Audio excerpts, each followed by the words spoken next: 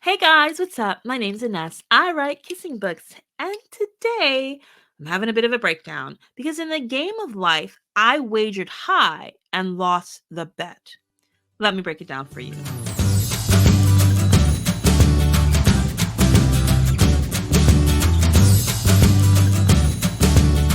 I've been studying romantic comedies trying to figure out what makes them funny. I found it's not the jokes, it's the deceptions. Today, we're going to take a look at the bet or wager deception. In the bet or wager deception in romantic comedies, one or both characters enters a bet, wager, or agreement with an ulterior motive, typically involving the other character as the unwitting subject of the bet. The stakes can vary, but the essence of the deception lies in the transformation of the character's intentions over time, as what starts as a deceptive pursuit evolves into genuine affection and love. I found about five types of bets in romantic comedies. There's the dating for a dare, where one of the most common bets involves a character being dared or challenged to date someone they wouldn't normally consider their type. This setup can lead to a series of comedic misunderstandings and situations as the dater tries to win over the unsuspecting party, only to find themselves genuinely falling for them. There's the makeover bet. This variant involves a bet to transform someone's appearance, their social standing, or behavior, often inspired by the Pygmalion myth. The character making the bet usually takes on the role of a mentor, guiding the transformation process, but becomes emotionally invested in the person they're improving, leading to unexpected romantic developments. There's the pretending to be someone else bet. In some cases, the bet involves one character pretending to be someone they're not, either to win a date or to achieve some other goal. The comedy and drama unfolds as the character struggles to maintain their facade, with the deception leading to both humorous slip ups and moments of vulnerability. There's the competing for affection bet. Another variation involves two characters betting that they can win the affection of a third party. This setup often leads to competitive antics and schemes, but as the characters go to greater lengths to win the bet, one or both discovers that their true feelings lie elsewhere, perhaps even with each other. And the accomplishing a task or challenge bet. Sometimes the bet is about getting the other person to do something out of the ordinary, like convincing a workaholic to take a day off or getting a reserved person to perform on stage. The person making the bet usually orchestrates the situations to achieve this, leading to shared experiences that bring the characters closer together. On to the examples. My first example is 10 Things I Hate About You. This is a modern adaptation of Shakespeare's The Taming of the Shrew, but it's set in an American high school. The story revolves around the Stratford sisters, Kat, a fiercely independent and outspoken senior, and Bianca, her more popular and conformist younger sister. Their father's strict rule: Bianca can only date when Kat does. This sets the stage for the unfolding drama. Kat Strafford, portrayed by Julia Stiles, longs for a world that values authenticity over conformity, a place where her intelligence and strong willed nature are seen as virtues rather than obstacles. Her need, though deeply buried under layers of cynicism and defiance, is to connect with someone who understands and accepts her for who she truly is. Kat's wound stems from a past relationship that ended badly, leading her to build walls around her heart to protect herself from further hurt. This experience has instilled in her a fear of vulnerability, causing her to push people away and adopt a persona of detachment and disdain for the high school social hierarchy. Patrick Verona, played by Heath Ledger, is introduced as the mysterious and somewhat rebellious new student with a rumored dark past. Despite his tough exterior, Patrick's longing is for a sense of belonging and purpose, something more meaningful than the reputation that precedes him. His need is to be seen beyond the rumors and his bad boy facade, to reveal his true self to someone who cares to look close enough. Patrick's wound is not explicitly detailed, but it's hinted at through his guarded nature and reluctance to form close relationships. His fear is of being truly seen and subsequently rejected, leading him to maintain his identity as the aloof and untouchable loner. The plot thickens when Cameron, a new student who has a crush on Bianca, concocts a plan to get Kat to date so that Bianca can be free to date him. This leads Patrick being hired by Joey, Bianca's wealthy and narcissistic admirer, to date Kat. Initially, Patrick's attempts to win Kat over are met with resistance, but as they spend more time together, genuine feelings start to develop between them.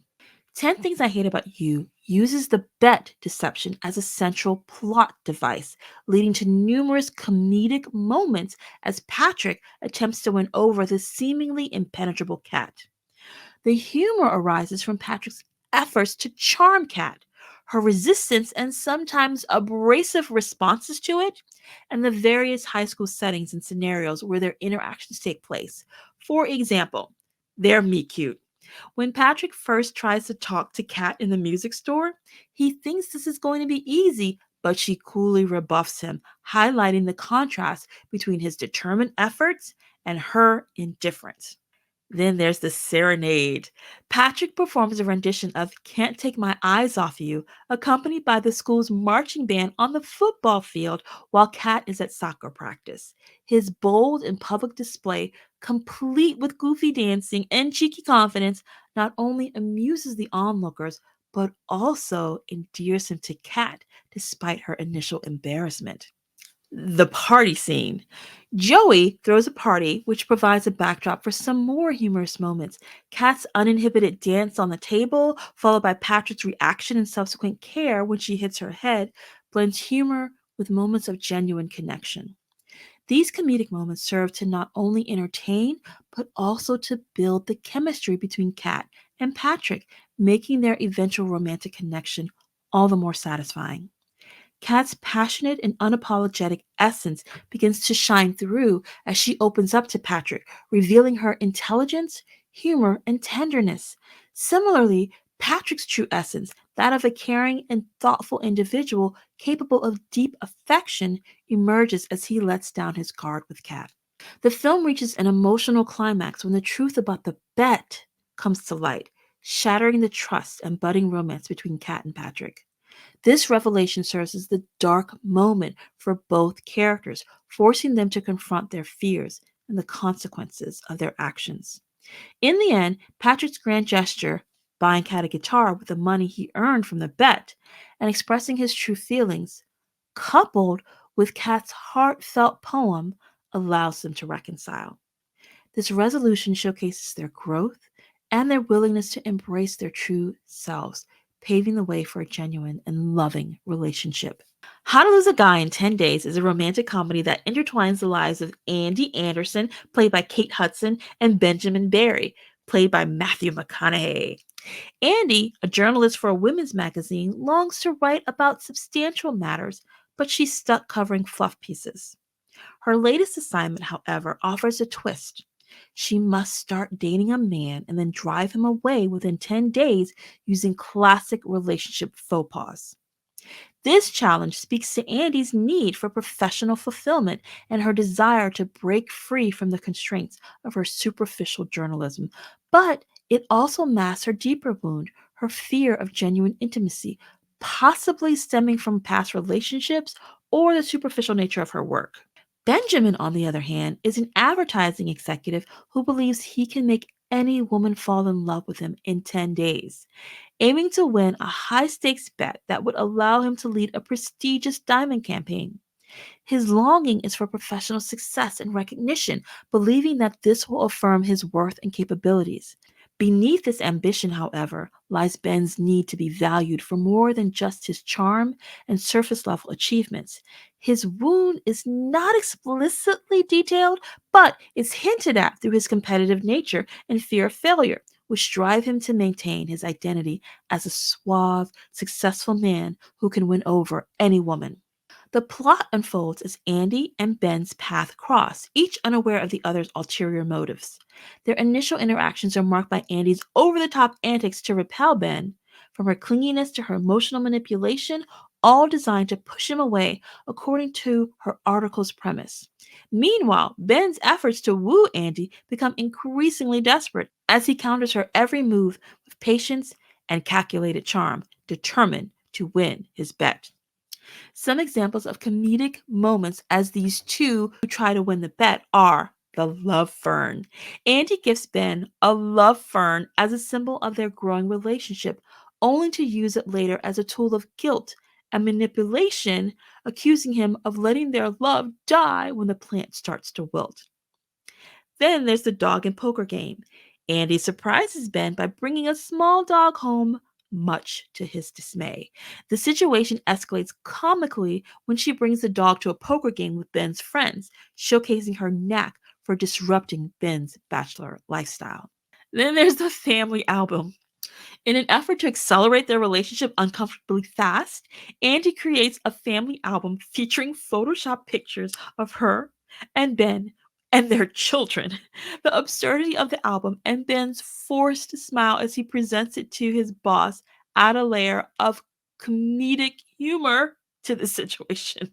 And there's the therapy session where Andy drags Ben to a couples therapy session where she openly discusses their intimacy issues in front of a complete stranger, much to Ben's embarrassment. Her exaggerated revelations and his uncomfortable reactions make for a hilarious, awkward scene.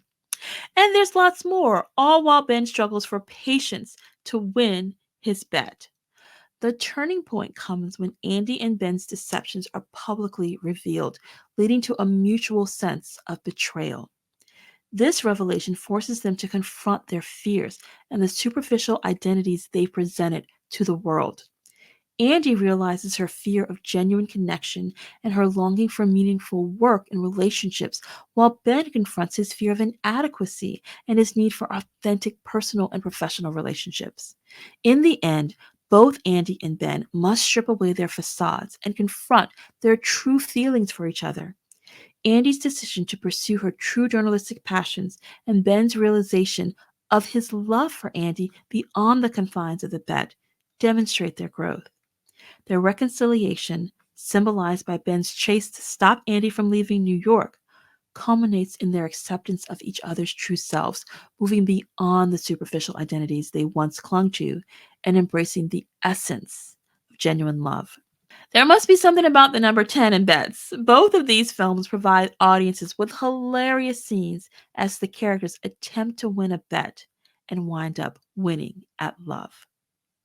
Want a more in-depth exploration of pacing? Try out my Patient or Pacing course, How to Write a Binge-Worthy Novel in 21 Days at AnessWrites.com/PTP for Patient or Pacing. You can also read more breakdowns and chat with others on my free Substack at AnessWrites.substack.com. And if you're a paid subscriber, you can follow along as I write the nonfiction book, Patient or Pacing, How to Write a Binge-Worthy Novel in 21 Days. In the meantime, you go get them words, and I'll try to keep it together until the next time we break it down. I'll see you then. Bye.